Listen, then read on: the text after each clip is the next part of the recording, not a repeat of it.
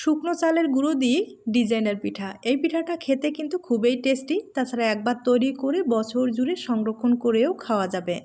প্রথমেই 100 গ্রামের মতো চালের গুঁড়ো ব্যবহার করলাম, আর ছোট্ট একটা চামচ দিয়ে 1 চামচের মতো ময়দাটা ব্যবহার করলাম, স্বাদ মতো লবণ আর নর্মাল জল দিয়ে একটা বেটার তৈরি করে নিলাম। বেটারটা কিন্তু পাতলাও হবে না বা ঘনও হবে না, সেভাবে তৈরি করে নিতে হবে। এবার ডিজাইনটা তৈরি করে দেখিয়ে দিচ্ছি।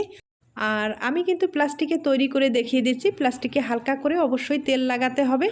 আপনাদের কলার পাতার ব্যবস্থা থাকলে কলার পাতাও কিন্তু এই ডিজাইনগুলো সহজেই তৈরি করে নিতে পারেন।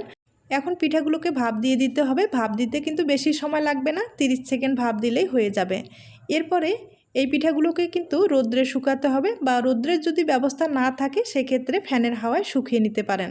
আর এই পিঠাগুলো এতটাই হালকা, তেলে দেওয়ার সাথেই কিন্তু ফুলে ডবল হয়ে যায়।